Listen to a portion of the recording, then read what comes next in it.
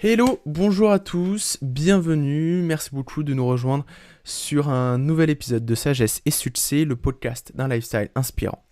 Sur ce, commençons directement par vous présenter le sujet. Aujourd'hui, nous allons parler de l'éducation. L'éducation au sens global du terme. Tout d'abord parce que l'éducation est au centre de ce podcast. On s'éduque, on se développe personnellement et on devient meilleur chaque jour en passant par une meilleure éducation. Et en même temps, c'est un sujet très très important car c'est l'une des choses aussi les plus puissantes au monde qui apporte énormément de choses au monde et je pense qu'il est important d'en discuter.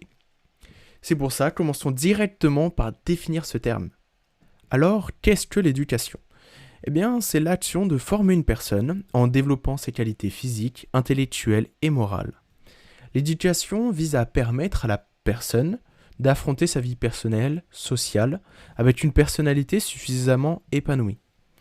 En fait, l'éducation repose sur un ensemble de connaissances et de valeurs. L'éducation est la chose qui va nous différencier le plus avec les uns et les autres. Confucius nous disait même « Nous sommes frères par la nature, mais étrangers par l'éducation ». On voit donc l'importance de l'éducation, tout d'abord par le fait que ça nous permet de nous différencier, ça nous permet d'avoir quelque chose en plus, d'avoir quelques détails, quelques différences. Donc l'éducation déjà a de nombreux avantages, mais elle a aussi des inconvénients. C'est pour ça que nous allons le voir dès maintenant. Premièrement, les avantages. L'éducation en fait, c'est la base de chaque être humain. C'est un peu notre programme informatique, notre programme de base. Donc c'est ce qui va nous permettre de faire tout un tas de choses dans notre vie. C'est ce qui a une influence sur notre vie. Donc l'éducation est extrêmement importante. Et il est même donc important d'avoir une bonne éducation. Nelson Mandela nous disait « L'éducation est l'arme la plus puissante pour changer le monde ». Et en effet, quand on voit que l'éducation permet de changer les paramètres de certains individus, de certains êtres humains, eh bien, si on veut changer le monde, il faut d'abord changer les personnes qui sont autour de nous. Et pour changer les personnes qui sont autour de nous, il faut d'abord se changer soi. Donc commencez par tous avoir une bonne éducation, être fier de votre éducation et devenir meilleur chaque jour pour espérer pouvoir changer le monde. Je vais même vous donner une deuxième citation d'Emmanuel Kant. C'est grâce à une bonne éducation que surgit tout le bien du monde. Bon, elle est extrêmement liée avec celle de Nelson Mandela, mais on voit que pour avoir le bien dans le monde, pour changer le monde aussi, eh bien, il faut une éducation forte et solide. En revanche, il faut faire attention aux inconvénients de l'éducation. Alors, ils ne sont pas énormes et si immenses que ça, mais le problème est généralement que la manière dont vous avez été éduqué, si elle vous pose problème, eh bien, puisque c'est ancré en vous et c'est comme votre programme, eh ben, vous n'allez pas forcément vous sentir bien et vous n'allez pas non plus forcément vous en rendre compte que vous faites des choses qui vont gêner d'autres personnes, qui vont vous gêner vous-même. Et parfois, c'est difficile justement de s'en rendre compte et de le corriger. C'est pour ça qu'il faut faire un travail sur soi et voir les choses qui vous gênent et les choses qui vous donnent des avantages et d'autres des inconvénients.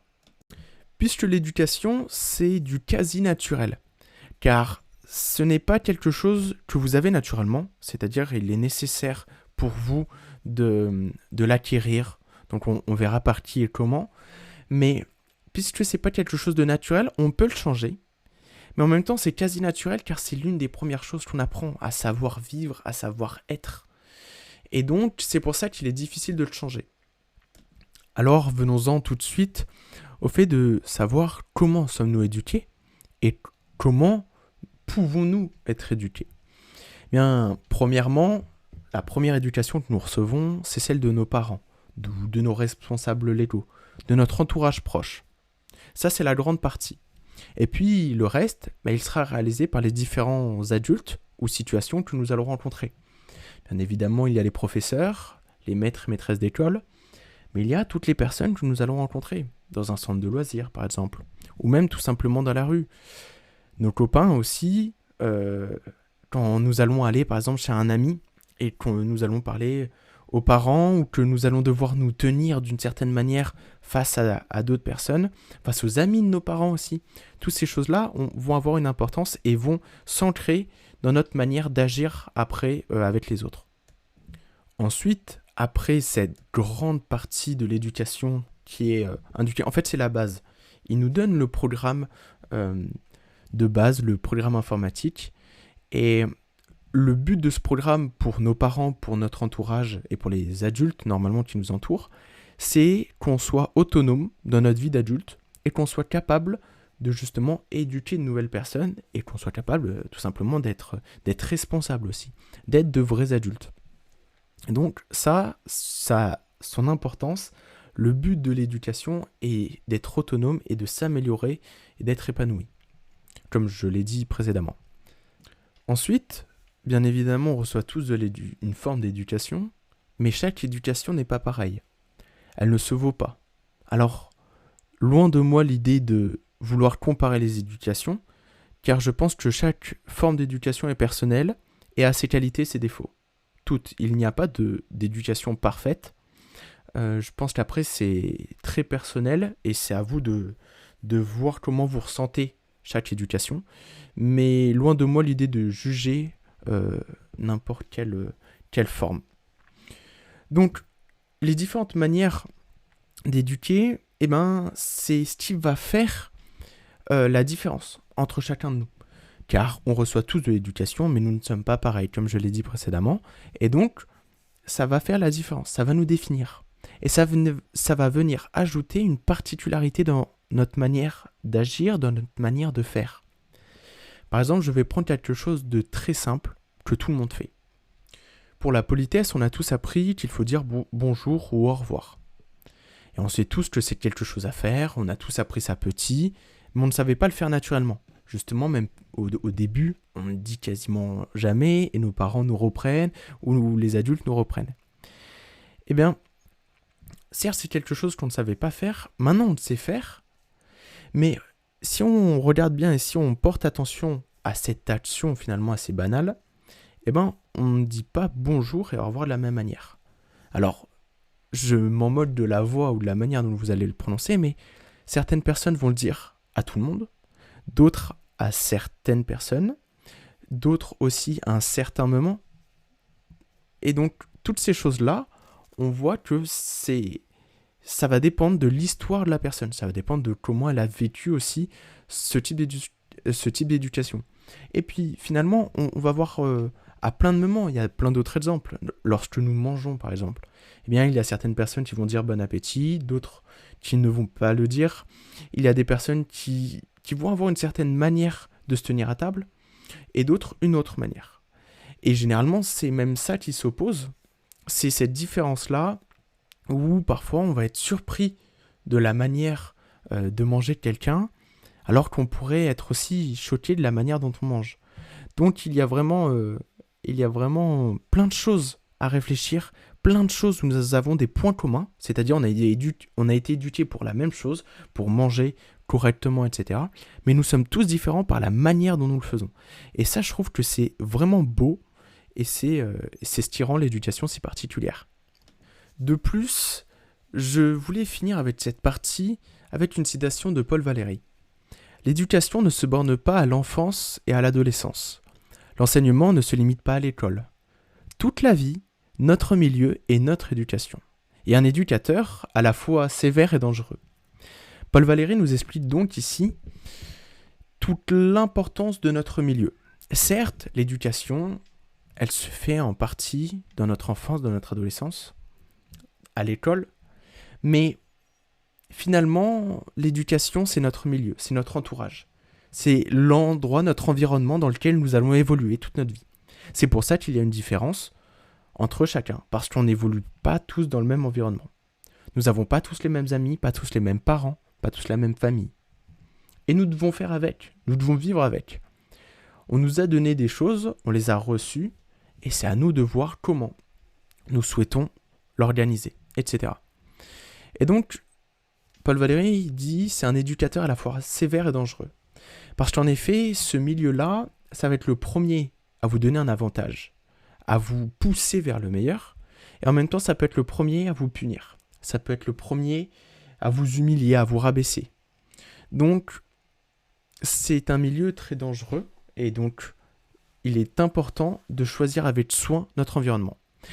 Ça veut dire aussi que l'éducation ne se borne pas qu'à l'enfance et à l'adolescence. Ça veut dire que nous pouvons évoluer et nous pouvons décider de nous éduquer, entre guillemets, d'une autre manière, une fois que nous sommes adultes responsables. Et donc l'éducation aussi se base sur nous, sur nos choix, sur nos décisions. Enfin, pour la dernière partie de cet épisode, parlons de la manière de comment bien s'éduquer. Et je dis bien s'éduquer car je suis persuadé qu'on peut tous choisir la personne que nous voulons être, peu importe notre éducation. Cependant, ce sera sûrement plus facile pour certaines et plus dur pour d'autres. Il y aura certaines méthodes, certaines manières qui vont être plus faciles et d'autres plus difficiles. En tout cas, il est de votre responsabilité, à vous tous, de corriger votre manière d'agir et de faire. Si justement vous trouvez qu'il y a certaines choses qui ne sont pas forcément parfaites, alors on ne cherche pas à être parfait, il nous faut des erreurs pour apprécier la bonté, mais il est important de voir si vous n'êtes pas très à l'aise avec certaines choses, si on vous dit des remarques, par exemple, à certaines manières de faire, certaines manières d'agir, il est de votre responsabilité de modifier votre caractère, votre comportement, qui peut être plus ou moins correct. Mais après, ça dépend. C'est une question de volonté aussi là-dessus. Je vais vous donner une citation maintenant de Jean-Paul II, qui était un pape. « L'éducation est plus qu'un métier, c'est une mission, qui consiste à aider chaque personne à reconnaître ce qu'elle a d'irremplaçable et d'unique, afin qu'elle grandisse et s'épanouisse. » Et je pense que c'est vraiment une bonne définition de l'éducation. Finalement, l'éducation, c'est une mission, c'est votre mission, et c'est une mission intimement personnelle. On vous donne les clés à l'enfance, lors de votre enfance, mais après, c'est à vous de choisir la personne que vous avez envie d'être, la personne qui a envie d'agir de cette manière, la personne qui a envie de faire ces choses-là. Et pour faire ces choses-là, il y a tellement de manières. Soit de la réflexion sur soi. Déjà, il faut arriver à reconnaître les choses qu'on a envie de changer. Et puis après, il faut passer à l'action. Alors, pour reconnaître déjà toutes les choses qui vont moins bien nous plaire dans notre éducation, et on peut passer par des livres, on peut demander conseil à des personnes. Comment vous me voyez ? Ah, je trouve telle et telle chose. Et les personnes vont vous dire directement. C'est pour ça qu'il est important aussi de s'entourer de personnes honnêtes et claires dans leurs pensées. Donc, pour bien s'éduquer, finalement, il faut être soi-même, il faut vouloir être meilleur, et il faut vouloir accepter de changer. Car finalement, on critique souvent les autres d'être de telle ou telle manière, et on critique souvent les autres parce qu'on trouve qu'ils ne changent pas, qu'ils refusent de faire telle ou telle chose de telle manière. Mais finalement, on est les premiers à ne pas vouloir changer. Et changer, c'est une question de volonté. Donc, si la personne ne change pas, c'est qu'elle ne le souhaite pas réellement. Alors, c'est à vous de prendre la responsabilité et de vous engager à essayer de devenir meilleur et à vous investir dans votre éducation. Je vais finir par une citation de Derek Bock, un avocat américain. Il dit « Si vous pensez que l'éducation coûte cher, essayez l'ignorance ». J'aime beaucoup cette citation car elle nous explique que certes l'éducation c'est très difficile, ça va vous coûter cher, ça va vous faire passer par de nombreuses émotions, mais essayez l'ignorance et vous verrez, ça coûte beaucoup beaucoup plus cher et vous n'allez jamais réellement vous trouver dans l'ignorance. Sur ce, je vais vous laisser. Merci beaucoup d'être arrivé jusqu'à la fin. Merci beaucoup de nous avoir rejoints aussi pour un nouvel épisode de Sagesse et Succès, le podcast d'un lifestyle inspirant. Sur ce, on se retrouve dès la semaine prochaine. J'espère que vous avez pris plaisir à écouter. En tout cas, moi j'ai pris un immense plaisir à discuter avec vous. Sur ce, merci, ciao, bye bye.